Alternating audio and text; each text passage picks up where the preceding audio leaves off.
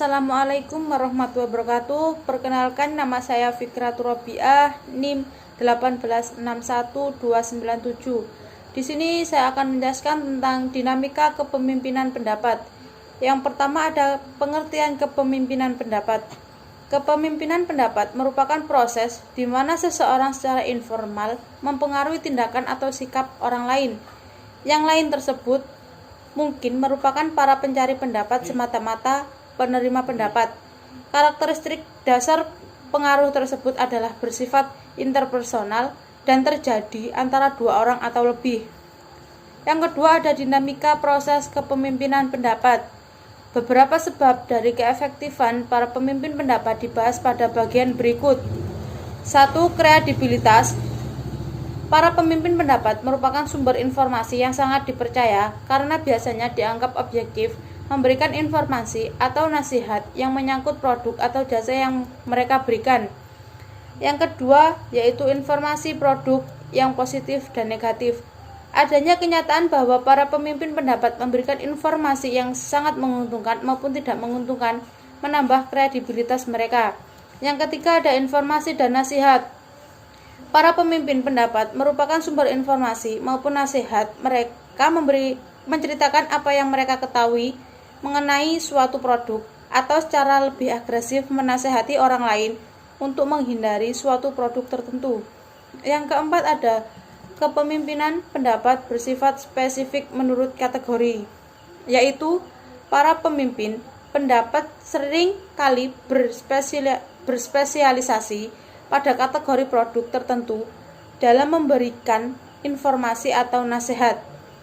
Yang selanjutnya ada kepemimpinan pendapat merupakan jalan dua arah. Yang selanjutnya yaitu kepemimpinan pendapat dan strategi pemasaran perusahaan. 1. Program yang dirancang untuk mendorong kepemimpinan pendapat. Berbagai program iklan dan promosi dirancang untuk membujuk para konsumen untuk menceritakan kepada yang lain mengenai suatu produk. Hal ini merupakan salah satu cara pemasar mendorong pembicaraan di kalangan konsumen mengenai produk dan jasa mereka. Yang kedua, iklan yang menirukan kepemimpinan pendapat. Taktik promosi ini mengemukakan bahwa merupakan hal yang wajar menyinggung pokok persoalan atau produk khusus. Yang ketiga, pembicaraan lisan mungkin tidak dapat dikendalikan. Terkadang, manajer percaya bahwa komunikasi lisan sangat efektif, namun kenyataannya bahwa komunikasi informal sulit dikendalikan. Komentar negatif yang sering kali muncul dapat menjalar melalui pasar sehingga merugikan produk. Yang keempat, yaitu penciptaan pemimpin pendapat. Para pemimpin pendapat mengenai produk khusus dapat diciptakan dengan mengambil orang-orang yang terlibat atau orang-orang yang berpengaruh dalam masyarakat dengan sengaja meningkatkan antusiasme mereka terhadap suatu kategori produk. Perilaku konsumen ialah proses dan aktivitas ketika seseorang berhubungan dengan pencarian, pemeliharaan, pembelian, penggunaan, serta pengevaluasian produk dan jasa demi memenuhi kebutuhan dan keinginan. Perilaku konsumen, hal yang mendasari konsumen untuk membuat keputusan pembelian untuk barang dengan harga yang rendah. Keputusan yang dibuat cenderung lebih mudah untuk diputuskan, sedangkan untuk barang dengan harga yang lebih tinggi cenderung lebih dipertimbangkan secara matang. Inovasi ialah suatu gagasan praktek atau benda yang dianggap atau dirasa baru oleh individu, sedangkan difusi sendiri didefinisikan sebagai suatu proses di mana suatu inovasi dikomunikasikan melalui saluran tertentu selama jangka waktu tertentu terhadap anggota suatu sistem sosial. Difusi dapat dikatakan juga sebagai suatu tipe komunikasi khusus di mana pesannya adalah ide baru. Inovasi dalam perilaku konsumen merupakan sebuah inovasi yang dilakukan produsen untuk membeli barang yang mereka produksi. Proses atau hasil pengembangan dari pemanfaatan, keterampilan, dan pengalaman untuk menciptakan atau memperbaiki produk yang memberikan nilai yang berarti secara signifikan atau memberikan nilai tambahan di mata orang lain.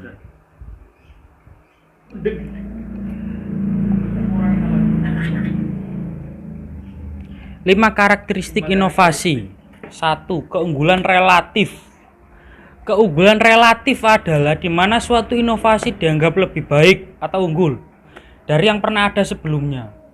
Hal ini dapat diukur dari beberapa segi, seperti segi ekonomi, status, sosial, kenyamanan, dan kepuasan. Semakin besar keunggulan relatif dirasakan oleh pengadopsi, semakin cepat inovasi tersebut dapat diadopsi. Misalnya, inovasi pada zaman komputer. Pada zaman dahulu, untuk menggunakan komputer harus menambahkan alat-alat pendukung seperti CPU, prosesor, dan lain-lain. Sehingga penggunaan komputer tidak bisa dibawa kemana-mana. Setelah adanya inovasi, seiring berkembangnya teknologi, maka diciptakanlah komputer yang lebih fleksibel untuk digunakan, yaitu seperti laptop, notebook, yang tentunya untuk mempunyai dampak yang lebih baik dalam kehidupan masyarakat. 2. Kompatibilitas.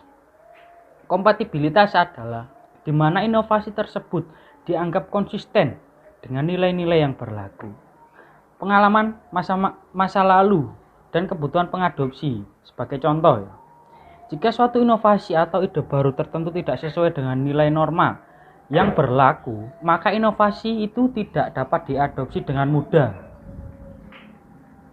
3. Kerumitan. Kerumitan ialah di mana inovasi dianggap sebagai suatu yang sulit untuk dipahami dan digunakan. Beberapa inovasi tertentu ada yang dengan mudah dapat dimengerti dan digunakan oleh pengadopsi, dan ada pula yang sebaliknya. Semakin mudah dipahami dan dimengerti oleh pengadopsi, maka semakin cepat suatu inovasi dapat diadopsi.